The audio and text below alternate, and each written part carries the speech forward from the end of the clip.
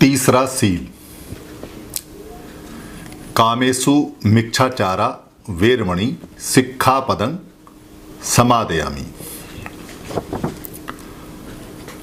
ये जो तीसरा सील है, क्योंकि सील सारे ही बहुत ज़्यादा महत्वपूर्ण हैं और 5 सील तो पूरे धम्म की जान है। अगर धम्म में से ये सील निकाल दिए जाएं तो धम्म खत्म हो जाता है। कामेषु मिच्छाचारा यानी काम में या काम पर, मिच्छा आचार का मतलब है मिथ्या आचरण या झूठा आचरण, गलत व्यवहार ना करने की शिक्षा लेता हूं। शिक्षा मतलब शिक्षा लेता हूं, एजुकेशन ले लेता हूं। ऐसा मैं, वेरमणि का मतलब है ऐसी मैं प्रतिज्ञा करता हूं, ऐसा मैं ग्रहण करता हूं। कामेषु का जो अर्थ है वो बताया जाता है कि काम वासना से लिप्त है। काम वासना मतलब सेक्सुअल एक्टिविटीज से। पाली और पुरानी भाषा में काम का मतलब होता है प्लेजर या एंजॉयमेंट, और उसको ग्रहण करने वाले सेंसेस, यानी कि अगर संस्कृत भाषा में कहें तो इंद्रिय या सेंसेस हो गए, या अगर पाली प्राकृतिक में कहें तो ये हो जाएंगे हमारे आयतन।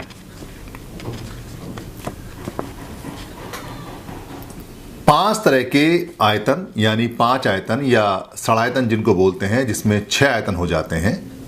षडायतन यानी 6 इंद्रियां अगर संस्कृत भाषा में कहें, क्योंकि इंद्र जो शब्द है वो पाली में नहीं आता, आधारय है, इसलिए इसको आयतन बोलते हैं। षडायतन का मतलब है 6 आयतन और 5 आयतन का मतलब है 5 आयतन। आयतन क्या होते हैं?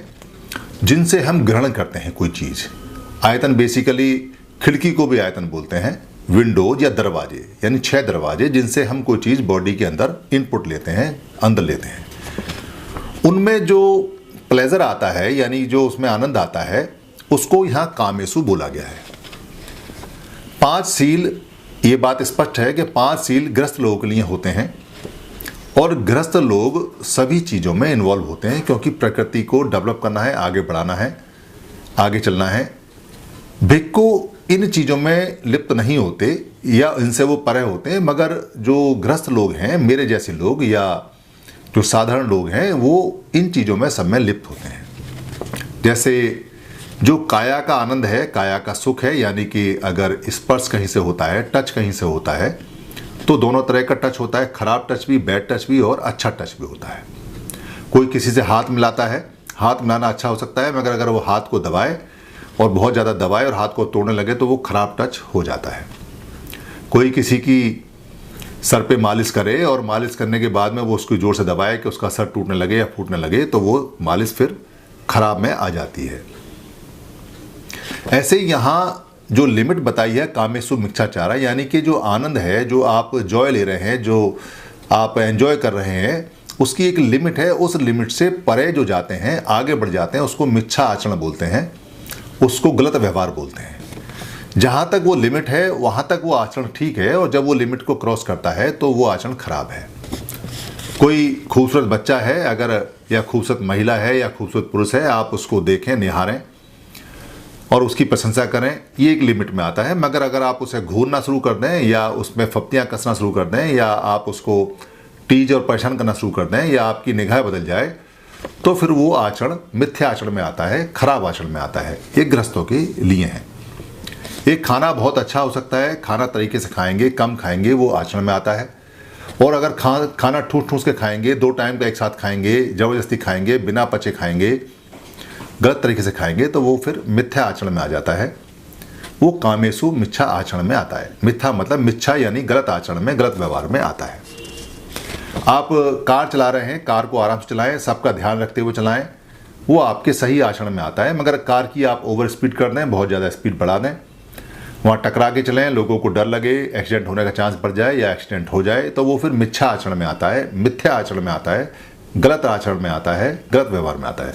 यानी आप गाड़ी चलाने का जो कामेषु कर रहे हैं, जो आप आनंद ले रहे हैं, वो आनंद फिर मिथ्या आचरण में आ जाता है। आप कहीं काम पर हैं, कहीं आप जैसे दुकान पर हैं, दुकान पर बैठे हुए हैं और दुकान पर बैठ के आपने किसी से 100 रुपये लिए और 100 रुपये की जगह आपने उसे 80 रुपये का सामान कम करके तोल दिया, तो ये आपका मिथ्या आचरण में आ जाता है। ये आचरण कामेषु मिथ्याचरण में है, क्योंकि आप अपने लालच की जो इंद्री है उसको, जो लालच का आयतन है उसको आप बढ़ा रहे हैं।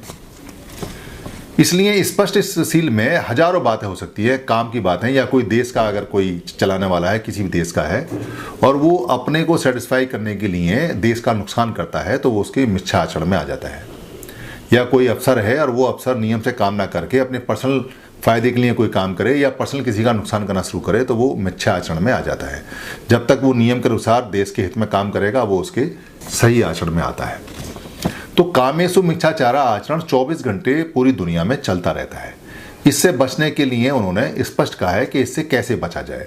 यानी कामेषु मिथ्याचार यानी ऐसा आचरण जो नियम के अनुसार है और जो किसी को परेशान नहीं करता, देश दुनिया लोगों के फायदे के लिए होता है और उस लिमिट में रहता है, ऐसा मैं करूँगा और इससे परे ना करने का मैं व्रत करता हूँ। यानी कि इससे ज़्यादा जो नुकसान पहुँचाएगा उसको मैं नहीं करूँगा। मिथ्या आचरण यानी मिथ्या आचरण या गलत व्यवहार पूरी जिंदगी 24 घंटे, जब से बच्चा पैदा होता है और जब से मरता है तब से लगातार उसको ध्यान रखना होता है। 24 घंटे की ये ड्यूटी है, 24 घंटे इससे व्रत रहना होता है, यानी इससे परे रहना होता है। कैसे रहेगा? जब भी वो कोई काम करे, इस बात को देखे कि इस काम को करने से क्या मेरा मन इसको कहता है कि ये काम ठीक है, और अगर मेरा मन इसको ये कहता है कि ये काम ठीक है, तो क्या मेरे परिवार और मेरे आस पड़ोस मोहल्ले के लिए ये काम ठीक है, और अगर मेरे मोहल्ले और मेरे आसपास के लिए ये काम ठीक है, तो क्या पूरे गांव के लिए और पूरे शहर के लिए ये काम ठीक है, और अगर मेरे शहर और गांव के लिए ये काम ठीक है, तो क्या पूरी दुनिया के लिए ये काम ठीक है, देश के लिए ये काम ठीक है। अगर वो मन ये कहता है कि ये काम सबके लिए ठीक है, तो वो फिर सही आचरण में आता है, मिथ्या आचरण में नहीं आता, मिथ्या आचरण में नहीं आता। ये इसका टेस्ट और इसका चेक होता है कि कैसे आप ये जज करेंगे कि कोई काम मिथ्या आचरण में आता है या नहीं आता है। इस काम को यानी मिथ्या आचरण के लिए स्पष्ट रूप से बुद्ध ने गाइडलाइंस बनाई हुई हैं, जो भिक्षुओं के लिए सेपरेट करके 227 आती हैं और भिक्षुओं के लिए 311 हैं, और साधारण मनुष्य के लिए उसके मन को देखना होता है कि उसका मन क्या कहता है, क्या नहीं कहता है। मिथ्या आचरण सबसे पहले मन में आता है, यानी कि जब भी कोई आप काम करेंगे वो गलत है या सही है, यानी मिथ्या है, मिथ्या है, गलत है या वो सही है, ये काम सबसे पहले मन में आता है, मन इसको बता देता है। फिर ये वाणी में आता है, यानी कि शब्दों में आता है। शब्द जब आप बोलेंगे तो सामने वाले भी समझ जाएंगे और आप खुद भी समझ जाएंगे कि अब जो आप ये बोल रहे हैं ये आचरण ठीक है या ये खराब है। आपने किसी को गलत बात कही, वो मिथ्या आचरण में आती है। झूठी बात कही, वो मिथ्या आचरण में आती है। चुगली की, वो मिथ्या आचरण में आती है। आपने कहीं बात को बड़ा चढ़ाकर बोल दिया, वो मिथ्या आचरण में आती है। आपने कहीं अपनी बात को बहुत ज़्यादा ऐसे बोल दिया कि सामने वाले भी इंप्रेस हो जाएं और वो बात सच में ना हो, वो मिथ्या आचरण में आती है। और आप सीधे और सही शब्दों में जो बात है जैसी आप बोलेंगे, वो मिथ्या आचरण में नहीं आती है। तो ये सबसे पहले मन में आती है, फिर वाणी में आती है, फिर ये काया से यानी कि शरीर से कैसे हम काम करते हैं, कर्म में आती है। आपके काम जो कर्म करते हैं उसके अनुसार आती है।